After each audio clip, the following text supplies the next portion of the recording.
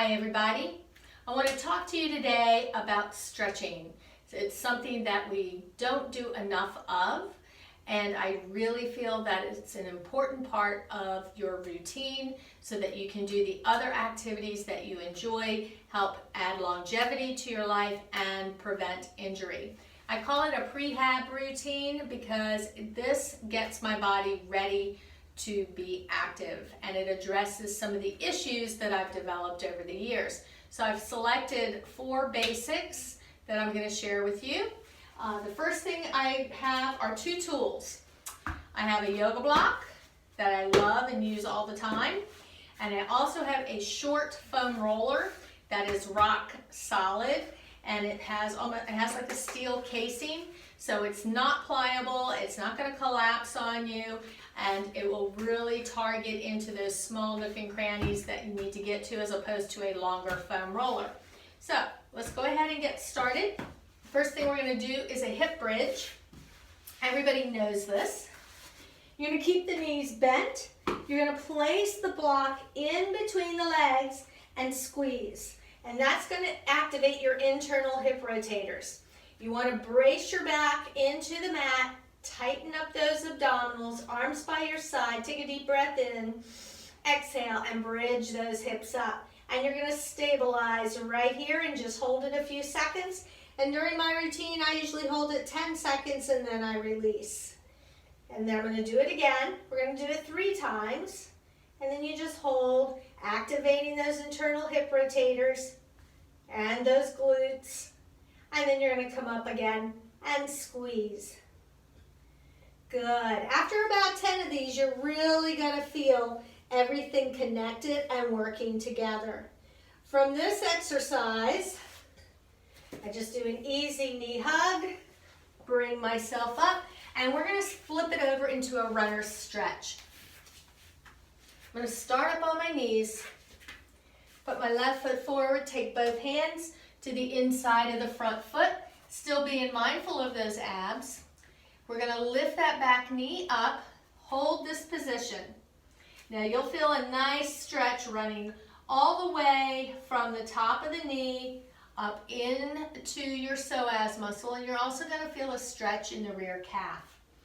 Now from here, you're going to anchor your outside hand, and we're going to rotate to the left side. So you're going to rotate inward, reach that arm up. Good, and if you wish to deepen that rotation, reach behind and look over the shoulder. And then I simply bring it back to the center, lower that back knee, hold the stretch a little bit longer. And then I like to shift up into a single knee position. Nice straight line, contracting that glute, reaching the opposing arm up, nice and long, and then adding a gentle lean to the left side. And this is really going to open up this whole psoas area. And come back to the center, and you would repeat that stretch on the other side. I do 2 to 3 on each side, depending on how I'm feeling. Sometimes if I'm really tight, I've been doing a lot of running, I need to do it a little bit more. The next thing I'd like to share with you is the foam roller.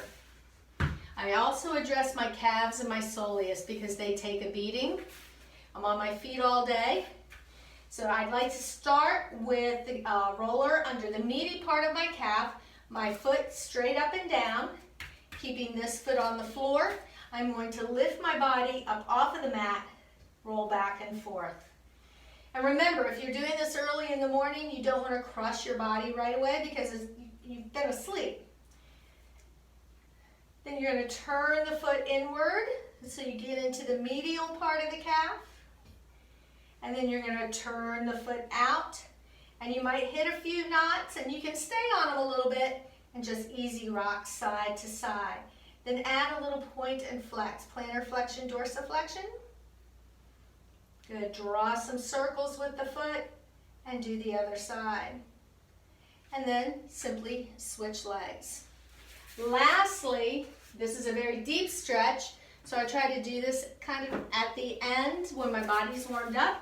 You're going to come face down, prone position on the mat, resting your chin on top of your hands. We're going to flex at the knee on the left foot, left leg, and then you're going to lift that leg up, rotate the hip, take the big toe to the floor, and really feel that stretch along that left psoas hip muscle all the way across this lumbar spine. And you're even going to feel it reach up into your chest cavity on the right side. So it's a good diagonal stretch. You want to make sure that you don't have any pain in the lumbar spine, that you're not over rotating. So a lot of people don't have the same range of motion that I have. You may only be able to get to one certain point before you start to feel that stretch. Take it to that point, hold it there. Don't push beyond it. Let your body guide you. So we're going to do the right side so you can see it from the opposite position. You're going to flex, lift, and rotate across. Good. Holding, keeping the abs strong. Breathe, and come back to center. I like to do about 5 on each side, and then I balance things out, finishing with a cobra stretch, and then dropping back into a child pose.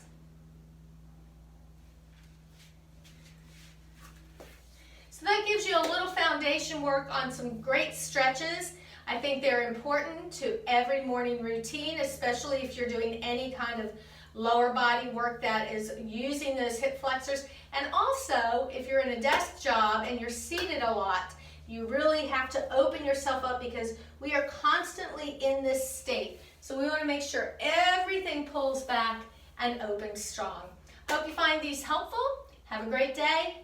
Peace out.